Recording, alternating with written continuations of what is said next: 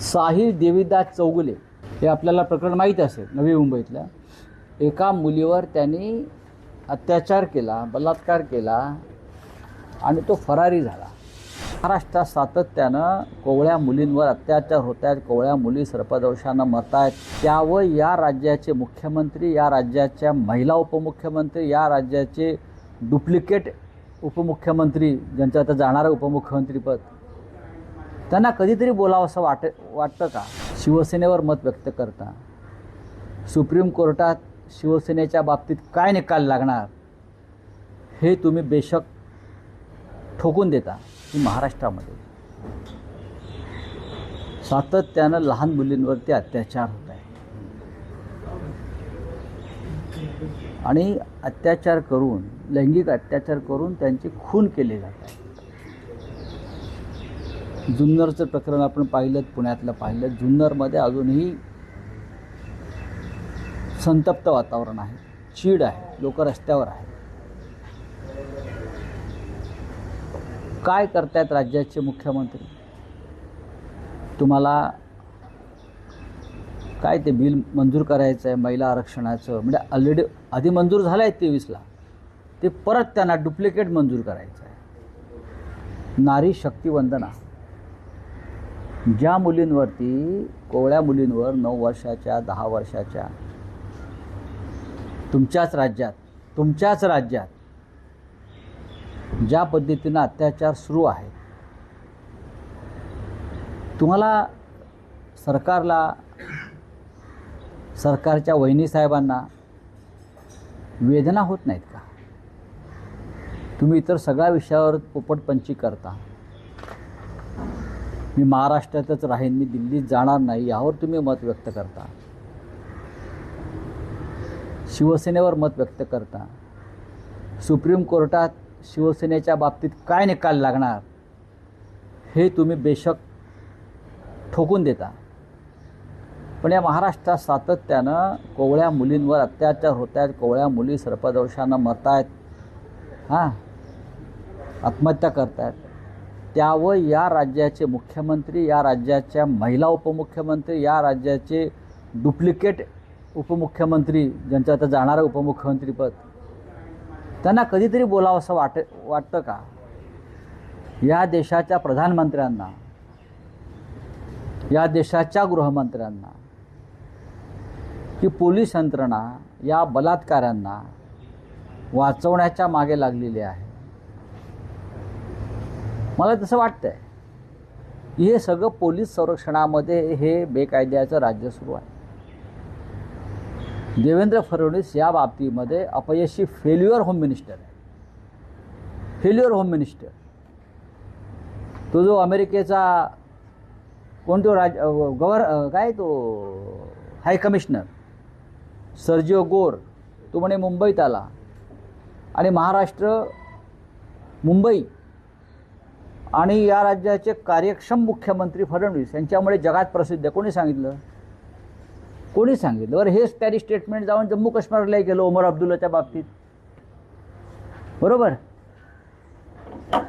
त्याला काय दिसलं महाराष्ट्रात? सर्जिओ गोर यांना मुलींचे अत्याचार दिसले नाहीत, मुलींवरचे सर्पदंशाने झालेले बळी दिसले नाहीत. हे व्यापारी लोक आहेत आणि पोलिसांनी हात वर केलेले आहेत. पोलीस बलात्कारांना कसं वाचवतात त्याचं एक उदाहरण आत्ताच माझ्याकडे आमच्या पंडित अवधेश शुक्लाने आणलं आहे. तो कागद देण्यामुळे साहिल देवीदास चौगुले हे आपल्याला प्रकरण माहीत असेल. नवी मुंबईतल्या एका मुलीवर त्यांनी अत्याचार केला, बलात्कार केला आणि तो फरारी झाला. त्या संदर्भात अवधेश शुक्ला यांनी आवाज उठवला. आता ते महाशय जामिनावर सुटलेत. कौन सा पार्टी का है? शिंदे गट. हाँ, शिंदे गुट का है, बरोबर. हाँ, स्वीकृत नगरसेवक. हाँ, शिंदे गटाचा स्वीकृत नगरसेवक साहिल देवीदास चौगुले, त्याच्यावर बलात्काराचा गुन्हा दाखल झाला आणि ते प्रकरण दाबण्याचा प्रयत्न झाला. अवधेश शुक्ला यांनी ते प्रकरण लावून धरण्याचा प्रयत्न केला की हे प्रकरण दाबलं जाऊ नये. त्या मुलीचं स्टेटमेंट माझ्याकडे आहे. लड़की का स्टेटमेंट है. हाँ, महिला आयोग के पास सब जगह पर वो लड़की जा जाकर थक चुकी है, थकली आहे. आता ज्यांनी हे प्रकरण लावून धरलं आहे त्यांना रबाळे पोलीस स्टेशनचे वरिष्ठ पोलीस निरीक्षक बाळकृष्ण सावंत सतत नोटीस पाठवून बोलवतात, एक एक दिवस बसून ठेवतात. 4-5 घंटे. हाँ, बिठा के रखते हैं और बाद में बोलते हैं उसके ऊपर बात मत करो, ये कागद वापस ले लो, नहीं तो मैं तुमको, नाहीतर मी तुम्हाला खोट्या प्रकरणात अडकवून तुरुंगात पाठवीन. हे कोण सांगतो आहे? रबाळे पोलीस स्टेशनचा वरिष्ठ पोलीस निरीक्षक बाळकृष्ण सावंत. माझं त्या पोलीस अधिकाऱ्याला आव्हान आहे आणि नवी मुंबईच्या पोलीस आयुक्तांना सुद्धा माझं आव्हान आहे, खोटी केस दाखल कराच. मी बघतो ही काय पद्धत झाली. एका बलात्काराच्या प्रकरणावरती आवाज उठवला म्हणून आवाज उठवणाऱ्याला तुम्ही खोट्या प्रकरणात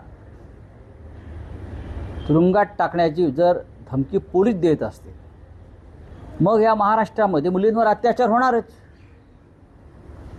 पुण्यात होतील, जळगावात होतील, नाशिकमध्ये होतील, मुंबईत होतील. कारण पोलिसांना कायद्याचं पालन करावं अशी इच्छाच होत नाही आहे.